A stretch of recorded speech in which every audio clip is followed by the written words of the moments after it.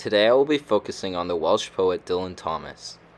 Dylan Thomas was born in 1914 in the town of Swansea, South Wales. In his youth, he developed his love for poetry and gained many of his significant influences. Thomas's father worked as a literature professor in the local grammar school. This caused Thomas to grow very fond of Shakespeare, Hopkins, Yeats, and Poe, especially for their rhythmic style. When Thomas was 16, he left school to become a reporter in a local newspaper. His love for writing continued to grow, leading him to write a large portion of his work in his late teens. These early works included some of his most famous poems today. Thomas's work has been described as an extension of Romanticism. His work also differed a lot from other poets of the same time, like Auden and Eliot. These poets would include ideas from the world around them, such as social issues, whereas Thomas was much more interested in his poems' emotions and lyrics. When writing poetry, Thomas would obsess with the words he used and the meanings behind them. Due to this emphasis on lyricism and emotion, Thomas's work translated very well to his poems' radio presentations. While going over each of these poems, I will include his readings, as his voice makes each line so much better. Thomas would make his poems very personal, and they would often reflect memories and moments from his life. The first poem I will be looking at is Fern, which was in fact very personal to Thomas. Fern was the name of Thomas's aunt and uncle's farmhouse. It was here that he spent many of his younger years. Throughout the poem, important themes of time, reflection, and youthfulness are evident. Fern has 6 stanzas, each of which has 9 lines within them. The rhyming scheme is very loose and has more internal rhymes and half rhymes compared to the more common use of full rhymes at the end of each line. The flexible structure also represents the way the mind may wander throughout memory in childhood. The first stanza is full of pastoral imagery. We are introduced to an older narrator who is reflecting on his childhood memories in Fern. Now as I was young and easy under the apple boughs, about the lilting house, and happy as the grass was green, the night above the dingle starry, time let me hail and climb, golden in the heydays of his eyes. And honored among wagons I was prince of the apple towns, and once below a time my lordly had the trees and leaves trail with daisies and barley down the rivers of the windfall light. The stanza has a very joyful and warm feeling. The narrator is looking back on his childhood, remembering life when it was carefree and happy.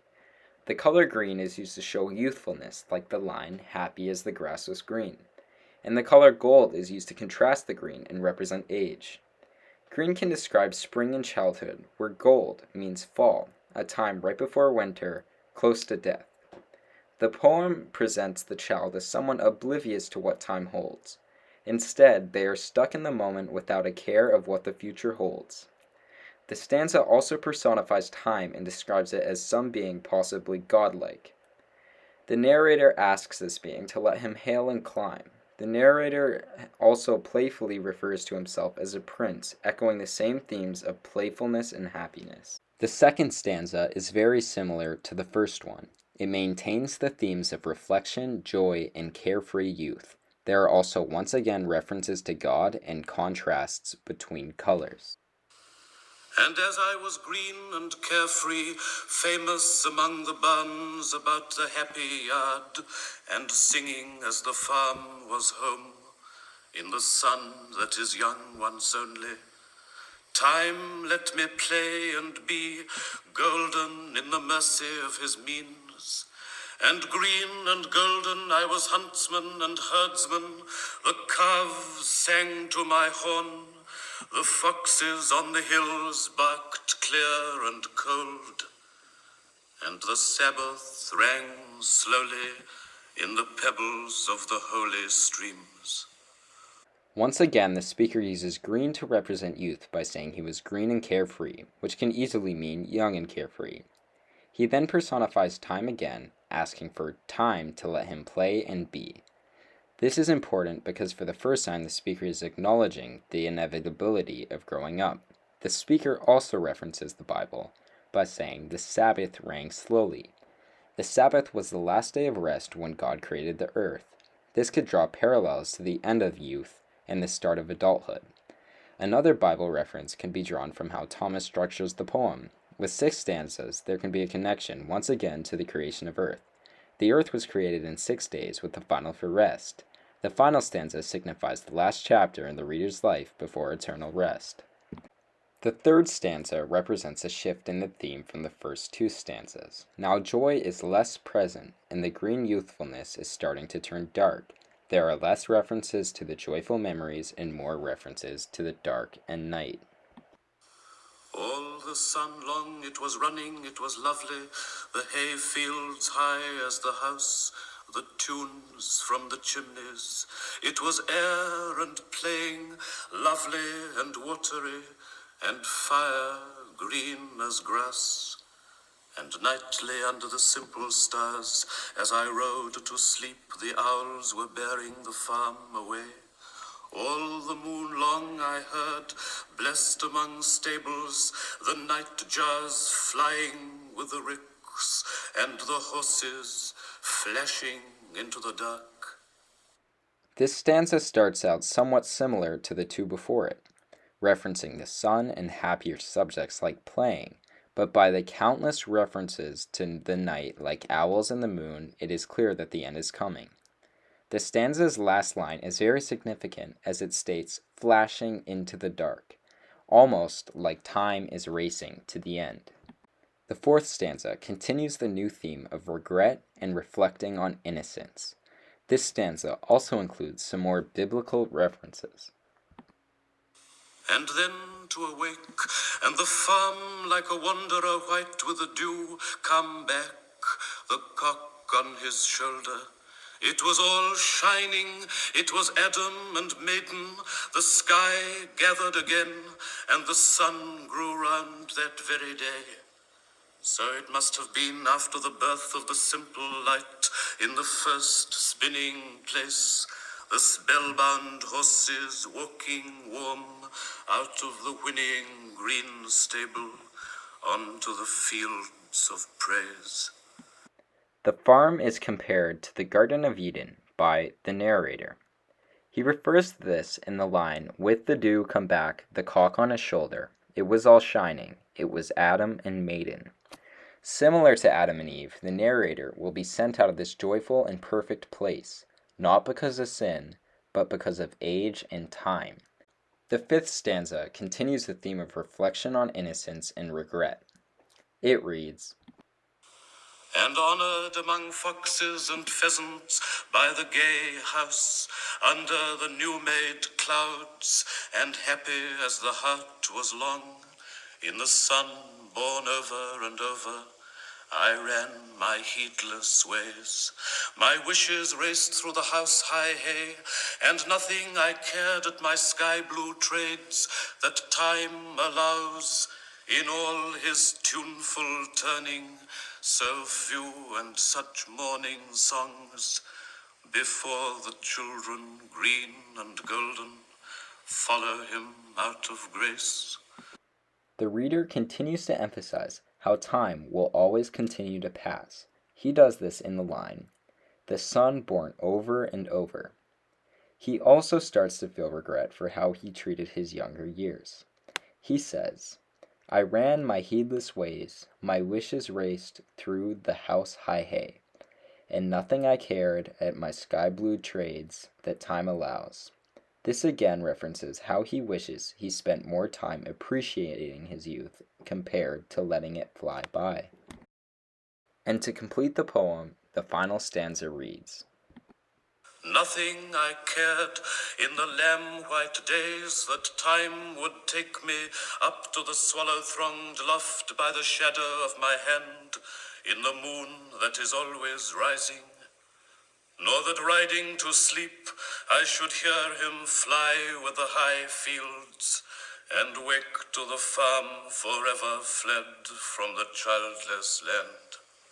Oh, as I was young and easy in the mercy of his means, time held me green and dying, though I sang in my chains like the sea. In the final stanza, the reader continues to regret how careless he was in his youth. He wishes he would have just stopped and taken in the good moments, so it wouldn't go by so fast.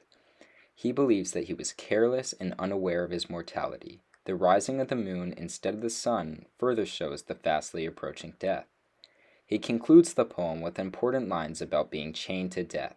He says, "Time held me green and dying, though I sang in the chains like the sea. The speaker is chained to death, and it is infinite like the sea." Fern Hill draws parallels to a poem we read in class. Sonnet 73 by William Shakespeare. In this sonnet, the speaker is an elderly man growing old and getting close to death. In the poem, the speaker compares himself to many things that are present in Fern Hill. I will read out some lines, and you will be able to draw comparisons to themes in Fern Hill. The first of these lines is, "That time of year thou mayst in me behold, when yellow leaves or none or few do hang upon those boughs which shake against the cold." The second of these lines is, "In me thou seest the twilight of such day as after sunset fadeth in the west, which by and by black night doth take away, death's second self that seals up all in rest." The final of these lines is, "In me thou seest the glowing of such fire that on the ashes of his youth doth lie, as the deathbed whereon it must expire." A refusal to mourn the death by fire of a child in London is once again very personal to Thomas. The poem was written at the end of World War II, and it follows the death of a girl in London due to a fire. Thomas experienced many similar events because he was present throughout many bombings within London during that war. I found this poem very hard to follow, and I needed to view multiple explanations to get the message. These interpretations vary, and it was evident that the meaning of this poem can be debated. The poem's structure consists of 4 stanzas, each of which have 6 lines within them. Its rhyming pattern follows the very common ABC format. The first stanza reads, Never until the mankind making, bird, beast, and flower, fathering and all humbling darkness, tells with silence the last light breaking, and the still hour is come of the sea tumbling in harness. At the start of the stanza, the writer implies that humanity has come from darkness. This darkness is the period a being endures before and after life. He believes that this period shapes who we are and how we act during our lives. He closes the stanza speaking about the last light breaking. This is implied to be the final moment in your life. The sea tumbling in harness takes the idea further and shows you how the sea, which is your blood, becomes still in your harness, which is your body. The second stanza reads, And I must enter again the round Zion of the water bead and the synagogue of the ear of corn. Shall I let pray the shadow of a sound, or sow my salt seed in the least valley of sackcloth to mourn? The second stanza again speaks only of the poet without a mention of the child from the title.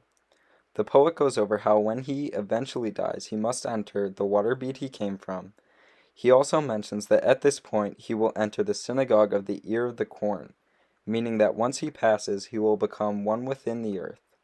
He then finally references mourning the child and questions whether he will mourn it.